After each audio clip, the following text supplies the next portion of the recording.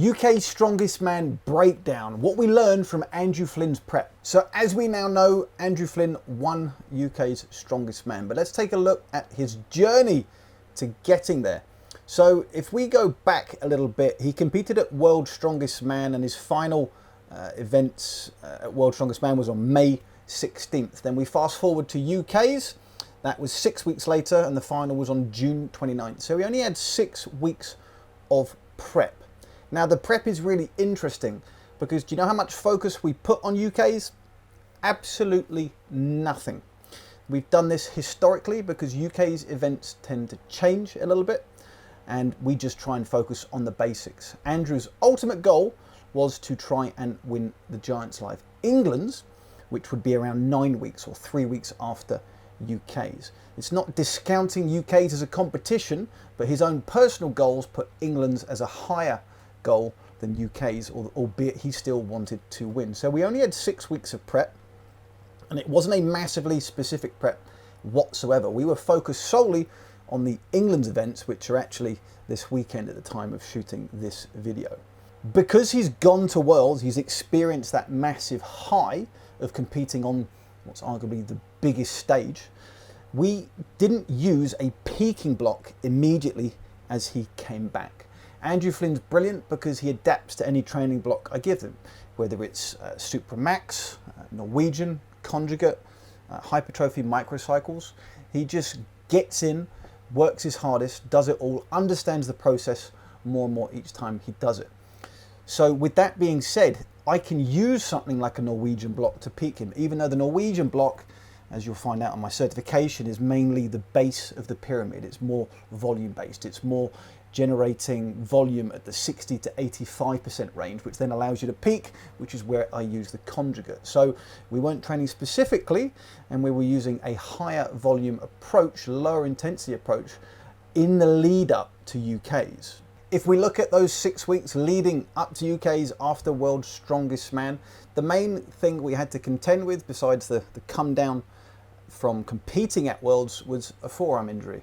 Initially thought as a disc injury. He has had nerve problems on his right side, but we got him booked in with Dr. Peter Lundgren, and he was able to ascertain that the problem wasn't from the cervical all the way down, although that was originally what was thought. It was more localized in his forearm. So moving forward, we're able to fix that problem. But you can see on UK's, it massively disrupted his ability to get lots of points on the overhead. He obviously did enough in the final to get enough points, but the 150 kilo incline log press, you can see him massively compensating, trying to use as much leg drive and dropping down to try and get under the log, which again leads to what we're going to be focusing on in the off season after England's, which is this weekend. His goal in the off season is going to be strict press.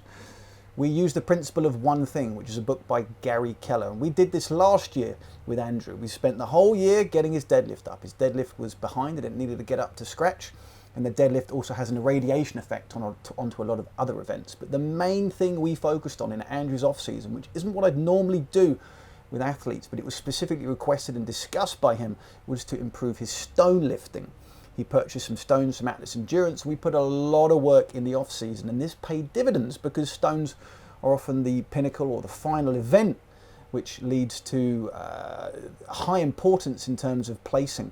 So you'll see on the final event at Brits, he went out and he attacked the stones instead of being conservative, which is what he did last year at England's. The difference being at England's, he just wanted to finish, so he got his place at Brits, which he did. Whereas at Brits, he had to go for it if he wanted to keep that podium place, which would give him his ultimate goal of going for Worlds. I'll always say that winners win, and winners attack things. And you can see this is massively evident, not only in the stone run at Brits for Andrew Flynn, but also in the keg loading medley at UK's. I see the difference between him and maybe his opposition, Chris Beetham. Chris was obviously in great shape and was probably pacing it, whereas Andrew Flynn was going hell for leather. You can see it on the red keg.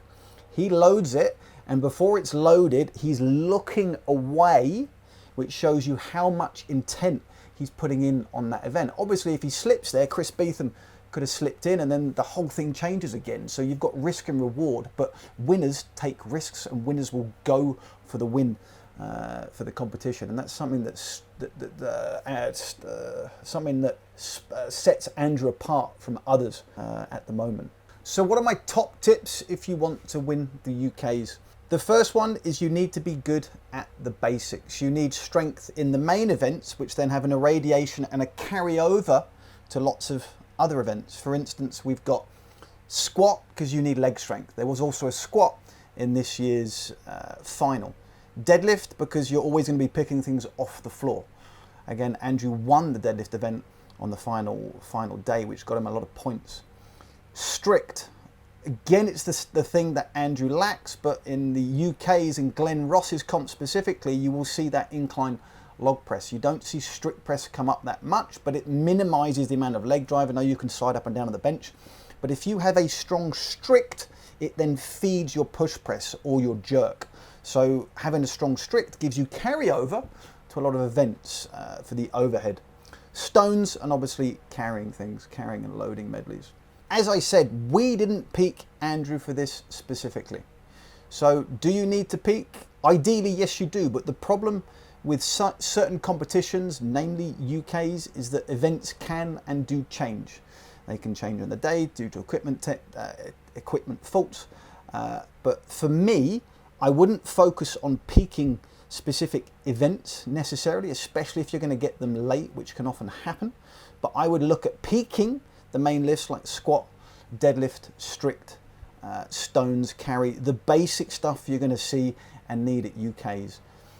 The other thing about UK's is the winner is always deserved, because it is a very demanding set of events and the way it's structured. It's now got a little bit of a break in it, although a break is a case of you've got one event day on one weekend, then you have a week's rest, and then you have 2 days in a row, whereas it used to be, I think, 3, 4, 5 days in a row. So it's a very demanding competition with lots of events. So recovery in the week in between is massively important.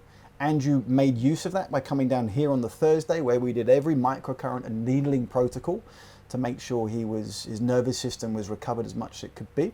But the other thing, because it is so demanding, because there is so many events, the best athletes are going to be able to conserve energy. If I take one of my athletes, Will Jones, who came 6th in the final, versus Andrew, Andrew was very relaxed, very composed, and not getting into top gear. Granted, this nearly let him down in the carry against Mr. Ferry. He obviously had to speed up to make that final. But Andrew was able to conserve energy and not compete and put effort in at as high a percentage compared to Will. Will, if he wanted to make the final, had to be at 100% and over if he wanted to make it, whereas Andrew could make the final at 80%. You've got, again, risk and reward, but if you can take that little bit of risk, conserve some energy for the final, you've then got more energy to exert in the final, which showed specifically in his deadlift with, I think, him lifting, the only guy to lift the final bar and definitely the quickest to 4 bars, so Andrew did incredibly well for that. So conserving energy is the last tip I would give if you want to win UKs.